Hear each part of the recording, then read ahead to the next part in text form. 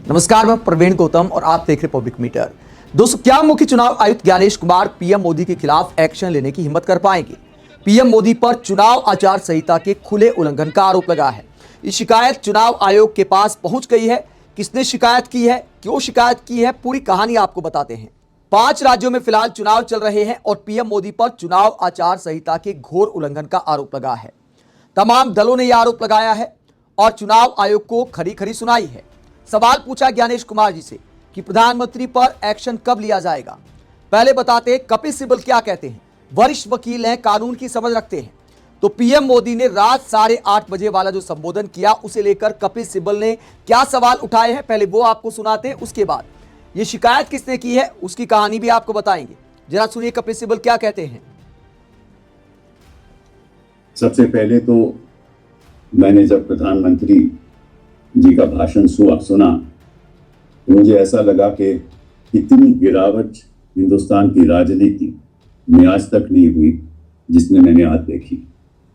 प्रधानमंत्री जी prime minister के नाते एक लगता था कि कई इलेक्शन रैली में अपना भाषण दे रहे हैं और उनको भी मालूम है कि अभी इलेक्शन जारी है, 2 जगह इलेक्शन होनी है और इसके बावजूद उन्होंने एक इलेक्शन स्पीच की और वो भी ऐसी स्पीच जिसे लगा कि हिंदुस्तान के प्राइम मिनिस्टर ही बोल रहे हैं, हिंदुस्तान के बीजेपी के लीडर नहीं बोल रहे।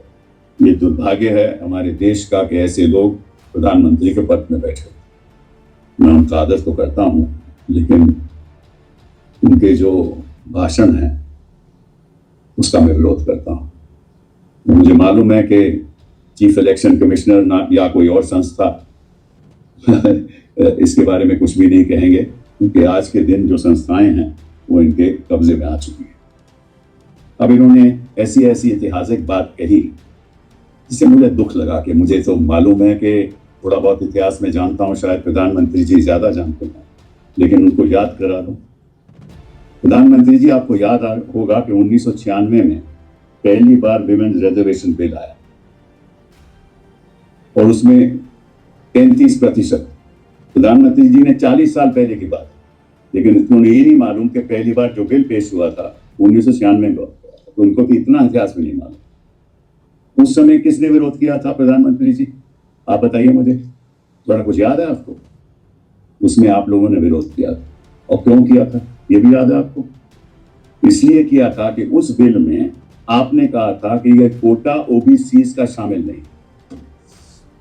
तो पहला सवाल आपसे पूछना चाहता हूं, ये जो आप संशोधन लाए थे इसके बारे में अभी बात करूंगा, इसमें क्या ओबीसी का कोटा आपने दिया था? नहीं, आप विरोध नहीं करते तो बिल तभी पास हो सकता। तो कपिल सिब्बल कटाक्ष करते हैं कि क्या चुनाव आयोग प्रधानमंत्री पर कोई एक्शन ले सकता है और चुनाव आचार संहिता के उल्लंघन का आरोप लगाते हैं। क्यों चुनाव आचार संहिता के उल्लंघन का आरोप लगा है, इसे लेकर शिकायत मैं आपको दिखा देता हूं।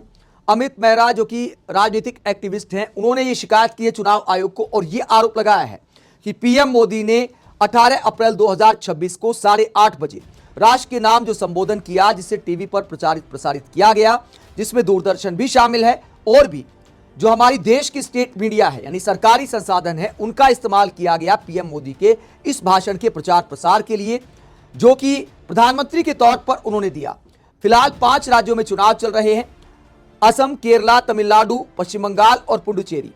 तो यहां पर जब चुनाव चल रहे हैं तो सरकारी संसाधनों का इस्तेमाल पीएम मोदी के भाषण के प्रचार प्रसार के लिए किया गया, जो कि चुनाव आचार संहिता का उल्लंघन है, क्योंकि उस भाषण में पीएम मोदी ने विपक्षी नेताओं को कोसने का काम किया और पीएम मोदी का भाषण चुनाव को प्रभावित करने वाला है, इसलिए चुनाव आचार संहिता के उल्लंघन का आरोप लगा है।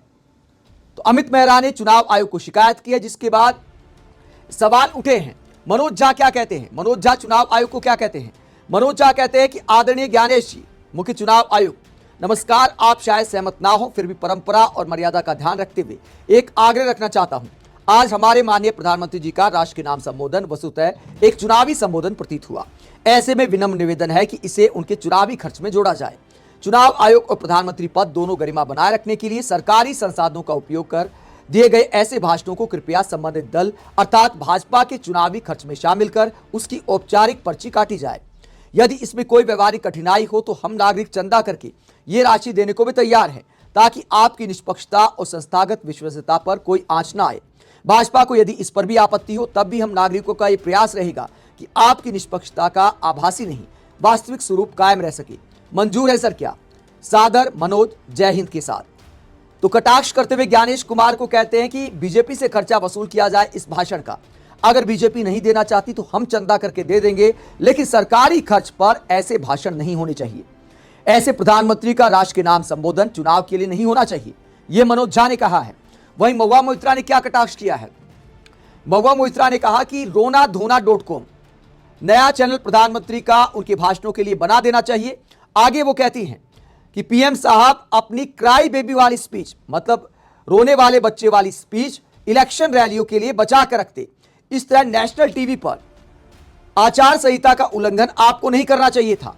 अगर आपको महिलाओं को आरक्षण देना है तो आप जनगणना और डिलिमिटेशन को बिल से हटाइए और इंप्लीमेंट कीजिए, तुरंत इंप्लीमेंट कीजिए। यह महुआ मोइत्रा कहती है कि 543 जो सांसद हैं उसी में 33% आरक्षण आप दे सकते हैं महिलाओं को।